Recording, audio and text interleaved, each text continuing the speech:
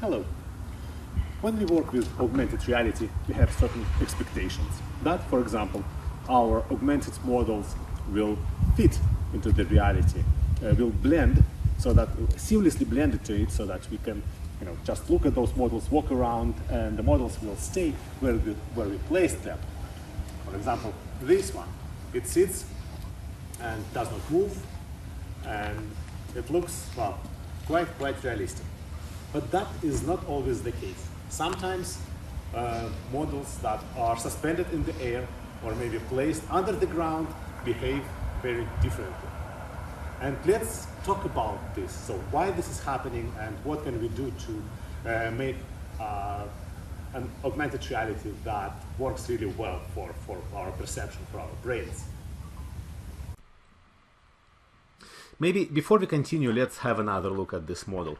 I made this footage a while ago, never used it, so I don't want it to be lost.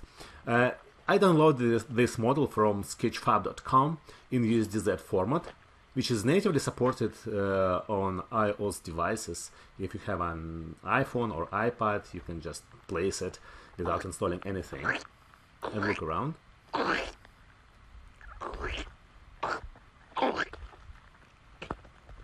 You can see how stable, how nice this model sits on the ground.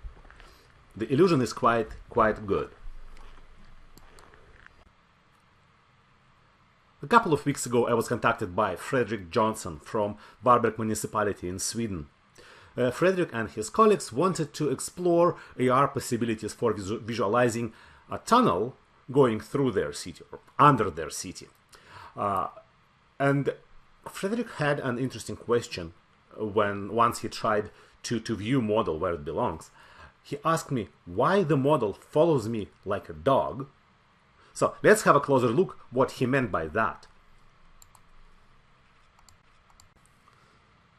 So here is the model of the tunnel. So we can look inside and it all looks cool, but then I begin moving backwards and the model just keeps following me.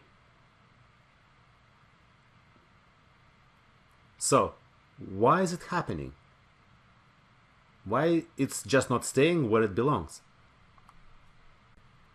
Well, the answer is it stays where it belongs. Let's have another look. It's just our brains cannot process it correctly because that part, the bottom part that follows us, goes deep under the surface. It's not dissimilar from the trees that you see from a window of a train or a car. The closer one move fast, and those that are far away move slowly. Well, at least that's the illusion that we observe. Here is a model I created to illustrate my point. So here is an augmented surface with a drill bit going deep into it, and it sits nicely on this surface. All looks good, moves naturally, until I turn that surface off. And now something strange is happening. The bottom of the model of this drill bit begins moving quite strangely, as it's some kind of pendulum hanging in the air, well, close to the surface. And that is what destroys the illusion. We don't have the feeling that this model sits nicely on the ground. So what can we do? Well, we can hide the ground by adding another augmented model, the model of the surface, with a hole in it.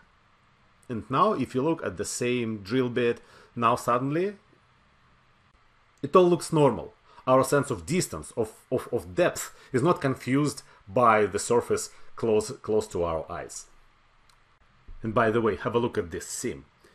Adding a seam to augmented reality helps to place the model seamlessly, however paradoxical that sounds, into the reality. So, let me summarize. We cannot see properly things that are under the ground. The ground itself is a barrier. We have two options. We either bring those features to the surface, like here with underground utilities, and it works quite well, or simply hide the physical surface. Replace it with an augmented surface, and there you can dip a hole as deep as you wish. And if you want to preserve the illusion, stay within the extents of the model. So as long as you are inside the extents, everything just works. So the model will not follow you like a dog. Let me conclude this video with a couple of fragments I created while I was exploring the idea of an augmented hole in the real surface. It is surprising how little it takes to create very cool 3D visualization these days. And that's all thanks to augmented reality. So enjoy!